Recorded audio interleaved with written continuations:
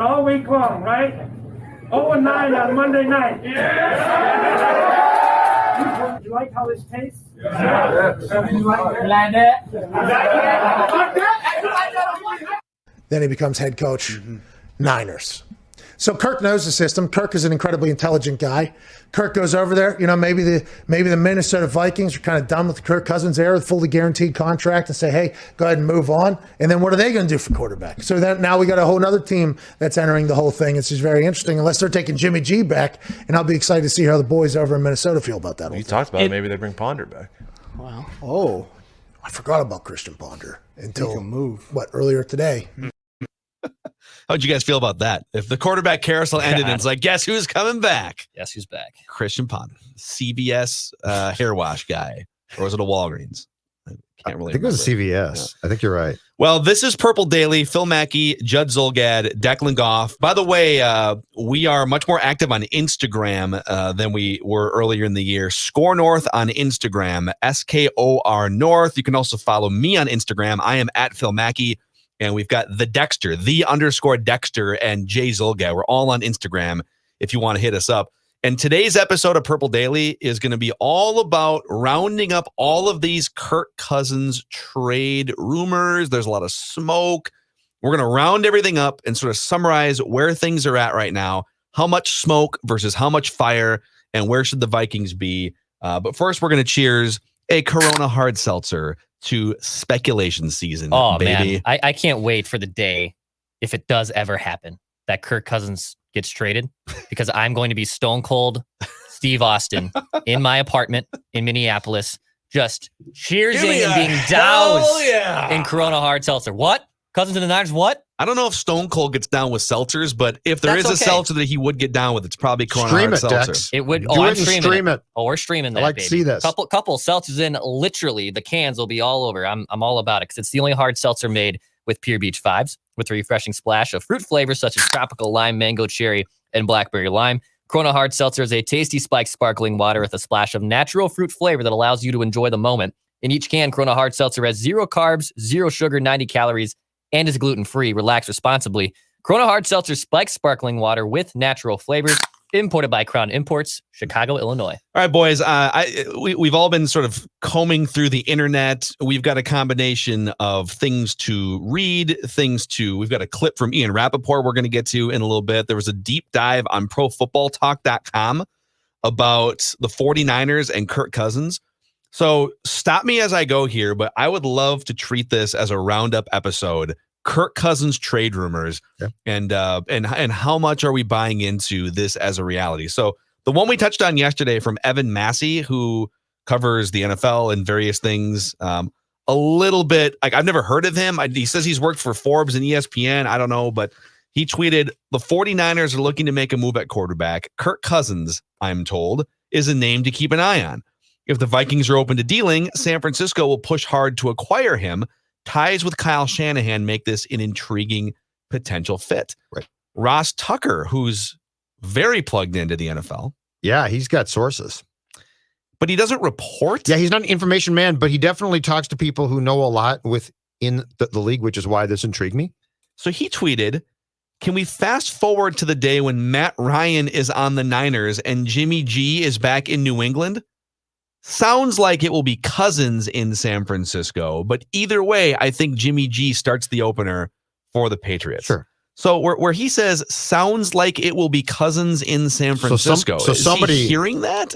Yes. He definitely, somebody called and like corrected him or told him that his Ryan to San Fran is off, and it's actually more Kirk. likely to be Kirk. So, which to me means that they're pursuing Kirk. Like, it doesn't mean that they'll get him for sure, but I read that as he was basically told, you've got the wrong guy that San Francisco has its eye on. Yeah, or does that make sense? Or he saw the Evan Massey tweet and he's like, I don't know, that guy tweeted that Cousins in San Francisco. Reckless speculation. All right, and then friend of ours on Twitter, and I believe a listener of Purple Daily, Vikes Central, okay? And I'm not here to rip Vikes Central, but this is not a very, like, well sourced out tweet. This is the tweet, okay? But it's written with confidence, which I It like. is. Go, Respect. It go is. Vikes Central. Dude, this is the tweet. Vike Central says the San Francisco 49ers have offered their 2nd and 4th round draft picks along with Jimmy Garoppolo to the Minnesota Vikings for Kirk Cousins. The Vikings want a 1st round draft pick. Yep. Reckless speculation. I don't know where he's getting this from. I don't know. It's awfully specific. Yes. But it kind of makes sense. Like, it's the type of thing that you would think San Francisco would offer to get a quarterback that Kyle Shanahan likes. with right? the first phone call, though, right? Yeah, like, hey, we'll float give you this. Yeah. And then Rick's like, oh, no, I need the 12th pick from the 1st round. And that sounds like speculation that would be the starting point for the conversation that could potentially result in the trade, but it wouldn't look exactly like that. I'm glad he mentioned Jimmy Garoppolo in this, because I think one of the biggest misperceptions or misconceptions about these discussions is that, and like a lot of people have tweeted back at me when I've been tweeting about Kirk Cousins trade speculation. Well, you think Jimmy Garoppolo is going to make a difference? No, I don't. I have no interest in Jimmy Garoppolo. Like, he's a very handsome man. He has very white teeth, He is good and looking. he's a decently talented quarterback who can't stay healthy and tried to sabotage like 3 playoff games last year, including the Super Bowl. I have no interest in Jimmy Garoppolo. And so, and by the way, San Francisco doesn't either. In San Francisco, I think they're just trying, I don't know what, if they traded him, they might still have to eat a couple $1 million, but he basically has like $2 million in dead cap.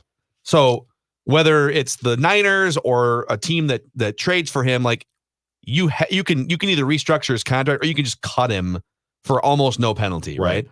I don't have any. I'm not trading Kirk Cousins so that Jimmy Garoppolo can be the starting quarterback of the Vikings. I would be trading Kirk Cousins to open the door for either trading up to get a Kyle Wilson or a quarterback that I want in the top 5. I need ammunition to move up and get that quarterback, and then that quarterback can be on a rookie scale contract for 5 years and make $30 million less than Kirk, or whatever it is, like $25 or $30 million. And then you can fill out the rest of your roster. Mhm. Or what I really would want to do is take the capital I could get in a Kirk trade and use the capital that I already have, a 1st round pick and whatever, and just like give it all to Houston so that Deshaun Watson can be the quarterback of the Minnesota Vikings. Nowhere in that equation for me does Jimmy Garoppolo factor in, just to be clear. Yes, this trade has nothing to do with Garoppolo. Zero. Unless I have to take him and I can quickly spin him off to the Patriots for a draft pick, okay? This is about basically having an opportunity to trade a quarterback who is good but not great and maximize the value of said quarterback right now. Yep. That's what this is. It's an opportunity. The Stafford trade to the Rams on Saturday changed everything.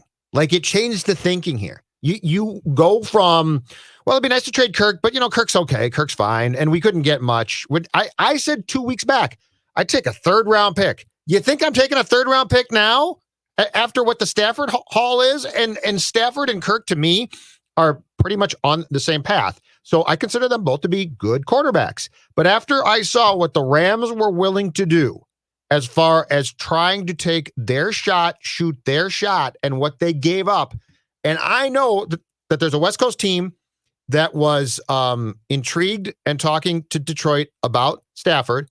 I know that same team in the Bay, and I don't care what the Packers say. The Packers are lying. I know that same team in the Bay called Green Bay and said, how about Aaron Rodgers, okay? This team is desperate to shoot their shot.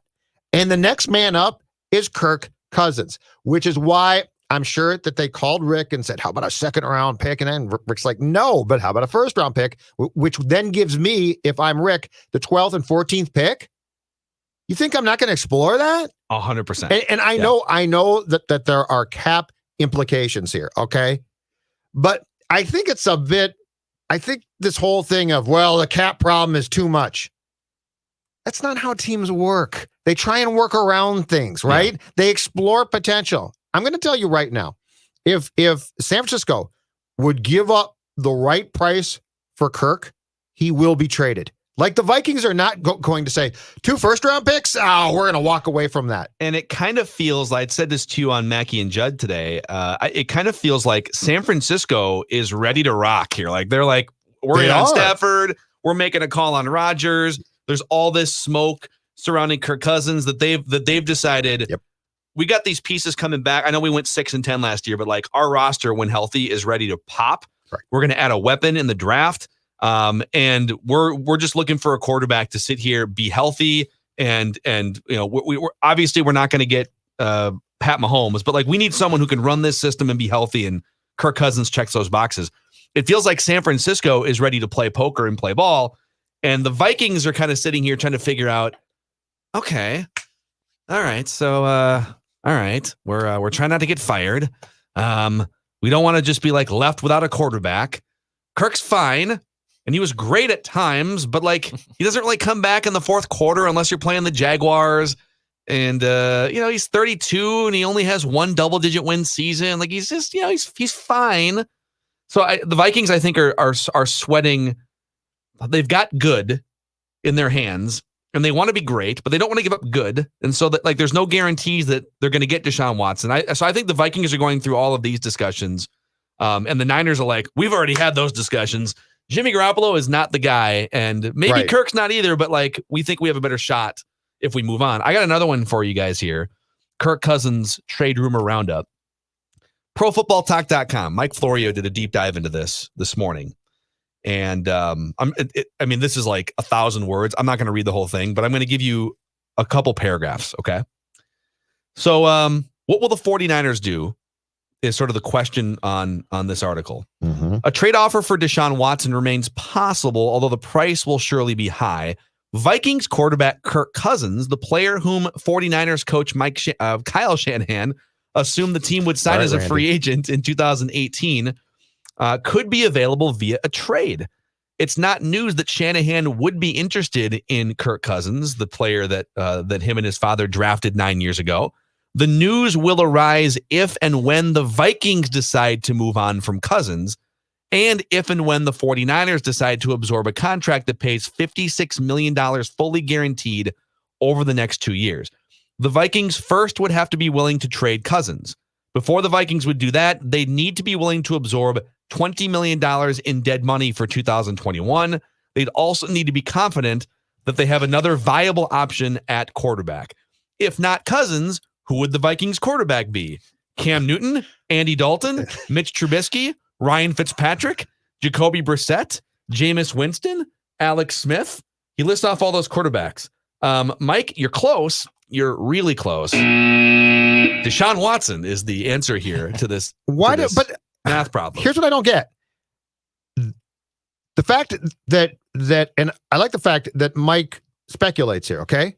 But why does he draw the line at not including Deshaun? And furthermore, he doesn't. The next paragraph is Minnesota tried to trade for Deshaun Watson if he'd be willing to play there, which I think he would be. Yep. But that would require multiple first-round draft picks, probably 3 and maybe more, to which I say, okay, cool. Fight me. Take them. And plus, if you own picks 12 and 14 and can't trade for Deshaun, you can trade up to take a quarterback.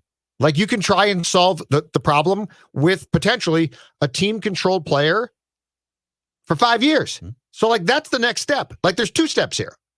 One is explore the market, possibly trade for Watson. I don't know. The second is draft a quarterback. And now you have potentially solved the problem for 5 years on the cheap, which is ideal, right? So like I don't get why PFT doesn't take the next step, which is if you're going to trade Cousins, it doesn't mean that you have no plan. It means that you might have a plan. The hardest part of your plan. And if you've now got picks 12 and 14 in the first round, you have leverage to make a really good trade for you, right? So that's a lot of smoke and fire and steam and we don't yet have the Adam Schefter bomb, or we don't have the absolute smoking gun. The Vikings are actively looking to trade Cousins, or the Niners have made a concrete offer. Like we're not to that point yet. We do have a little cold water to pour on this discussion. Dex, if you could cue up this other clip from the Pat McAfee show It's about a minute long. Is that fair to say? Yeah, it is. And the guys ask Ian Rappaport, all right, what's the deal here? Like, there's a lot of discussions floating around there. What are the chances Kirk Cousins could be the Niners quarterback next year? Is Kirk Cousins going to be the quarterback for the San Francisco 49ers next season? Yeah, what's going on there? I don't sense that at all. I would never say anything is impossible. As you guys know, like, this NFL world has basically taught us anyone can be traded. That one I would be really surprised about for Anything a couple is reasons. possible. One, I'm not sure that benefits the Vikings. And I don't know that Cousins is an upgrade over Jimmy G. Whoa. Like, when they're both healthy and they're both playing, are we sure Cousins is that big of an upgrade for whatever it's going to cost? I mean, primetime Kirk Cousins was born 2 years ago at Dallas Cowboys Stadium. Put it right in. Was that the Thielen catch over his head, right? Yeah, and then went down to New Orleans. Kyle Rudolph, potential push-off, wins a playoff game. This past year, not so great in Minnesota. Was that Potential push-off. Kyle Rudolph? Yeah, he threw it I don't off. remember that. Hey, pushed off. You like that? New Orleans Saints weren't happy about it because, this is 2 years in a row. A bad call kind of ruined their entire season in the pass department. So they're so close on the equation. Well, Jimmy G. Yeah, well, Say it here's the about thing. Jimmy G. Rap sheet, love ya, but you don't have a reckless speculation license, okay? You're an information man, which means Reckless speculation. you might be the first to report the trade, but you do not have the license or the education in reckless speculation to know exactly at this point in time what you're talking about. You're all not right? a certified reckless speculator. Exactly right. Can I bring up another solid reason why I think Cousins might be traded? Please do. Okay. And you broached this before, but it's very important. All right. And it's this reason. So I get the fact that if you were to trade him right now, that it would be a ton of dead cap. And that's a problem. And I believe after June 1st, it goes down to 10 mil, which is still a lot, but it's a little bit less of a problem. But keep in mind, if you don't trade him on the third day of the league year 2021, the 2022 salary, which is a base of $35 million and a cap hit for next year, 2022, 45 mil is guaranteed, okay? Which means that if you keep him in 21, you are going to have to go to him then possibly and either threaten to cut him, or you are going to have to say, Kirk, we need you to restructure again. And what you've broached, Phil, is this. At that point in time, the Vikings are going to panic and try and do what? Smooth out the contract again by extending it, because Cousins has you by the you-know-whats as far as extensions go. And then if you were to do that even by 1 year, now you're talking his age 35 season. Exactly I right. believe. Exactly right. So my point being is, do you want that? Is that what you really want? Do you really want to keep? Because he's going to continue until the contract after the next one to have you. So that's why I think that there is if you can say to San Francisco, my God, we feel it's our obligation to reunite Kyle and Kirk, right? Like if you look behind this whole thing, there is more and more common sense to why you might say, you know what, we shouldn't have extended them last March. We felt that because we were in cap hell back then, we had to, and it didn't really work. So what can we do now? You know what they could do? You guys ever, you're back when we could go to sporting events and all be together in a stadium and Declan can drink a $15 beer at Target Field, Yeah. which he longs for. Oh. And once in a while before the game, they'll bring out like a wife or a kid and they'll blindfold them. And the father is returning from duty or whatever. Yes, It's it gets super me fun. every time. What if you did that with Kirk and Kyle? What if you brought Kyle to the middle of the field and you blindfolded him and you turn him around a couple times and you had him like swinging at a piñata or something, like, they try and trick him. And then it's Kirk Cousins that walks up behind and taps him on the shoulder. Oh, and they Kyle Shanahan in an emotional embrace.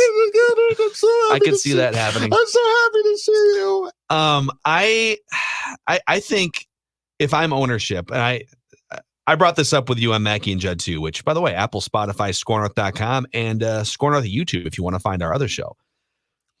There's so much discussion about Mike Zimmer and Rick Spielman doing what they need to do to keep their job. And like even the Pro Football Talk article that we referenced, there's a reference in there to like, if they want to keep their jobs, right? And I'm just at the point, if I'm Mark and Ziggy Wilf, if I'm the Wilves, it's been 60 years of no Super Bowl championships, a lot of good, a lot of 10-6, a lot of 9-7. Mm-hmm. My mission as owners for Rick Spielman and Mike Zimmer isn't, all right, here's the bar, here's the bottom end of what you need to do to keep your job. You need to get back to the playoffs, and you need to run the ball, play defense, and get back to 9-7 and 10-6, and that's what you need to do to keep your job. My mission to them, like if we sat down in January and said, all right, everyone's coming back. What needs to happen in 2021? What needs to happen in the 3 months of off-season, free agency, draft? Present me, the Wilves, with a Super Bowl blueprint. Fly to Jersey. A Super Bowl blueprint. Yeah. Not a division championship blueprint. Not a second round of the playoffs blueprint. Right. Not get to the NFC championship game and get smoked by 30 points blueprint. I want you guys to think creatively, paint this blank canvas. It's like brainstorming exercise, right? There are no bad ideas here. There are no extreme ideas. How can we take what we have right now and the assets that we have in the draft and potentially in free agency, if we can cut some contracts, and turn this ball of clay into a Super Bowl winner in the next 2 or 3 years?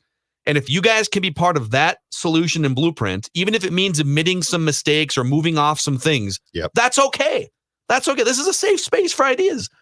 And if we come out of that meeting and you guys decide, all right, after all the creative thinking, Kirk Cousins is still the quarterback that we want to pay top 7 money to and 15% of our salary cap to in 2021, even though teams like the Niners would gladly trade for him, if we decide that he is at the center of our Super Bowl blueprint, okay, well, you're probably fired. But like, okay, at least we've had that discussion about a Super Bowl blueprint. And I feel like all the discussions I hear from media to fans and like what the team projects, the conversations are about how to be good. How to be it could be a good team, just be a playoff team. That's what people talk about. Super Bowl is what we're talking about here. So I think to get there right now too, you're probably right. So you go to a big boardroom and you meet. It's the Wills. I think you're probably on Mike. Zoom though, right? Nah, you know what? Screw it. No masks. Boardroom meeting. You're just gonna throw caution to the wind right now, okay? But sometimes when you're sitting there with a group of people and they might have been your friends at one time, and then you get done and you're like, oh boy, I gotta save myself. And you do the old circle back.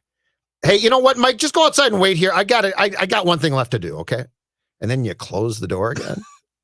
Oh, great meeting, guys. Great, all right, everyone. Hey, I got one more. All right, it's the old Columbo thing. Just once. I'll be right there. I'll be right there. Just one more thing. Okay.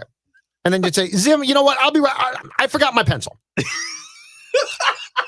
I left my damn notepad. I got to go back and get it. And you close the door and you're like, Ziggy and Mark, and they say, oh, Rick, what's going on? We just talked. You're like, I got one more thing to tell you. The quarterback and coach don't really work. And I'm going to tell you right now that I remain the man for this job. I remain your GM. I serve you every day as your GM. And I'm going to tell you right now, we need to get rid of the quarterback and the coach. And I'm going to explore that because I know that the 49ers might give me a haul if I just make that damn call. But furthermore, the coach don't work.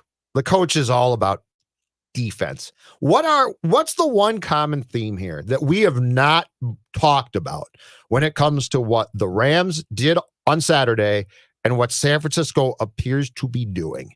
They have coaches who are proactively saying, I got to change my quarterback because that's the most important part, right? Mm-hmm. What do we talk about with Mike? He's outside right now, so he can't hear us. But I'll tell you what we talk about with Mike. How can my defense? We got to come back with it, right? We got to come back with a 3-tech who can kick some ass, right? That's the wrong approach. And since I'm Rick, I tell the Wilfs, hey, in 2014, I gave you a guy that could stop QBs. And at that time, I was right. But things have changed. The marriage has deteriorated, and in fact, the playing field has too. The coach and quarterback just don't work right now. And now the defense does need to get better as part of the Super Bowl blueprint. But it can't be big picture, the piece of the blueprint that we spend the most time on. Yep. And that's what, but I mean, Shanahan, McVay, what are they concerned about? What you should be concerned about. The main beam in the house is screwed up. We need a new main beam. And Mike's like, let's work on those toilets. It's like, dude, the house is going to implode. This is a good segue into every Tuesday. We also throw out some nerd football stats of the week. Get those nerds! Nerds! And for this week, I wanted to sort of pose the question and then answer it analytically. Like I wanted to pose the question and then come to an answer as objectively as possible, even though I have my own biases and thoughts. How good is the Vikings offense actually? Because I keep hearing from people, the offense isn't the problem. The quarterback isn't the problem. The defense is the problem. And I think for 6 of the 7 years of Mike Zimmer, the defense has been the driving force, and the offense has been, all right, you guys, come on, we're pulling the offense along, need more weapons, need a more modern scheme, etc. And in 2020, for the first time, those things were flip-flopped, where the offense was carrying the Vikings in most of their wins in the majority of the season. The defense was for injury reasons, and they also just decided we're going to draft some rookies in the secondary, etc. Sure. But the insinuation is, why are you guys focused on the offense? If they're going to win a Super Bowl, if the defense needs to get better, and then once the defense is better, then they can win a Super Bowl. All right. So how good is the Vikings offense actually? Pro Football Focus had it as the 7th best offense in the NFL, which that's great. That's great. It's awesome. I would say it's not great. It's good. There's only 32 teams. Like 7th is it's very good. 7th is also behind all 4 teams that played on Championship Sunday. All 4 of those teams you saw play in the AFC and NFC Championship games are ranked 1st, 2nd, 3rd, and 5th in offense. Okay. All right. Football Outsiders. And again, I like PFF and I like Football Outsiders because they strip away garbage time. Like total yards doesn't account for the Falcons were trailing in like every game this year and just threw for 400 yards in certain games. Right. And the Vikings had a little bit of that too. Sure. So Football Outsiders has the Vikings offense ranked 8th in the NFL, which again, and the defense was lower. Like offense was better than the defense. But what drives Super Bowl champions right now? It's peak offense and defense that is good enough situationally, third downs, red zone, etc. Again, 8th is behind all 4 teams that you saw last weekend. What about just passing? Like passing the football is the driving force for yards offensively and for winning football games in 2021. The Vikings passing attack ranked 11th according to Football Outsiders. 11th. Once again, behind all 4 teams that played in last week's that's not championship games. Great. No, their running game was 6th. Yeah. So again, like their running game was 6th, not even 1st, not even 2nd. Yep. And there's almost this weird aversion to like, it's like we see them ranked 7th and 8th, and it's like, okay, that's good enough. Right. Super Bowl. 7th is fine. 7th is not going to win you a Super Bowl unless you have the best defense in the NFL. What about PFF quarterback rankings? Cousins was 10th. Hey, he's a fringe top 10 quarterback. Well, who were the guys playing last weekend? Well, Brady was 2nd in these rankings. Rodgers was 1st, and Mahomes was another one. He was 3rd, even though he's the best, right? Sure. And QBR, ESPN's QBR, which is passer rating with context. So, like, if it's 3rd and 15 and you get 12 yards, that doesn't count as much as if you were to get a conversion. Yep. Cousins was 18th in QBR. So, a lot of good, but not enough great offensively. And I don't know that just getting a left guard, like, do you think if they get a left guard, they're all of a sudden going to be 2nd in all these categories? I think it's philosophy. I think it's partly Cousins' limitations. I think it's not being able to come back from behind in the 4th quarter enough against good teams. And a lot of the numbers they do rack up are against like the Jaguars and not the teams that you really need to beat to win a Super Bowl. And all of it must be also, I think, offset by the actual eye test itself. And the fact is, like, the main thing to me, just takeaway wise, of the 2020 Vikings offense is very simple. Justin Jefferson's use, okay? Like, this is a player built for today's game. Mhm. Like, this is you've got to maximize that. That's got to be a pedal to the metal every Sunday type of guy. And he wasn't. And like, if you look at the rushing attempts by the Vikings compared to the passing attempts, compared to the games where Jefferson was just sort of forgotten about, that's not how this works now. The Vikings really, if you are advocating what the Vikings did offensively, it means that you really enjoyed this league in 1996. Mm-hmm. That's basically what they did. And Dalvin's great. Dalvin used in the correct way would be absolutely awesome. But this whole thing of, well, we're going to hand off to Dalvin and establish the run and establish him and blah, blah, blah. And then, and we really don't trust Kirk. So we're going to Kirk's good enough to put in a position to succeed, but he can't go outside that box, which is how they think. They shut him down for like 3 weeks after the bye. They literally said, he averaged you're 17 pass attempts in the 2 games, which included a Detroit game, by the way. Like, that Detroit game, throw the ball 40 times. I don't give a damn. He averaged 17 passes. Now, if you in terms of like, okay, what gets you to be in the top 3 of those offensive categories, where now it's like, now you can win a Super Bowl, right? Assuming that Danielle Hunter comes back and your defense isn't a train wreck. But how do you get into that top 3 mix offensively? You swap Cousins for Watson, you get a left guard in here, and you throw the ball more than you did last year. Because you've got the receivers. Now you got it. Now you have a legitimate chance at a top echelon offense, not just a good offense that we're satisfied. Oh, they're 8th. What are you guys complaining about? And you know why we are? I want to win a Super Bowl. Because there's been a lot of garbage and crap. That's why we have seen. So they didn't win it, but the 98 Vikings and 2009 had the template of offense that would translate to today's game to win Super Bowls. And they self-sabotaged. They did, but besides that, there's not been a lot. Yep. And the Keenum thing was a magic carpet ride of some sort. I don't know if I really bought into it fully. But Favre and Moss and in 98, those were teams that could have actually taken you. And I think realistically won. But besides that, I think we get offensively, I think we get excited too by stats. Oh, they were 4th in yards, right? Or they were, and we don't look at the reality of what it's going to take. And by the way, with the mission statement of this show, which is to win, not go to, which is to win a Super Bowl, we're talking about beating Patrick Mahomes, okay? And Tom Brady. But I mean, if you go play the Chiefs and you're like, you know what? Our defense going to shut them down, which is what Zim would think. No, you're not. You're going to have to go toe-to-toe in the ring, punch for punch. You might be down by 7 or 10 points in the 4th quarter. Another thing is, it's like some of the stats, if you go to some of the counting stats like yards per play or Kirk Cousins' traditional passer rating and yards per attempt and things like that, like he's more like closer to actually a fringe top 5 quarterback with some of those stats. And that's where I'm a huge stats and analytics guy. But you got to, I'm not saying he's garbage or that he's like negative value to a team, necessarily. I'm just saying that some of it comes down to watching the games and how you feel in certain instances. Mm-hmm. And when the Vikings are playing a good team and they're down by a touchdown and it's late in the 4th quarter, how do you feel about their chances to win that game? Pretty crappy, right? It's one question. They don't win games like that. It's one question. Week 3, 2009. Do you feel that Kirk Cousins could complete that pass to Greg Lewis, who was a no-name?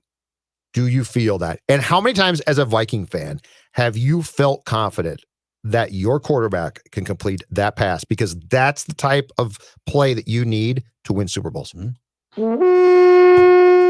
So that is your Kirk Cousins Rumor Roundup episode. We are your central headquarters for Kirk Cousins Rumor Roundups, speculation. Others, listen, we dare to speculate where others will not.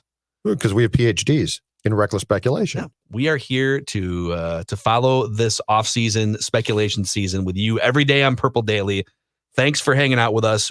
Don't forget to click the subscribe button and also the little bell notification on our YouTube channel. And if you could, give us a 5-star rating and a positive review on Apple. It helps spread the word about the show. We'll see you guys tomorrow.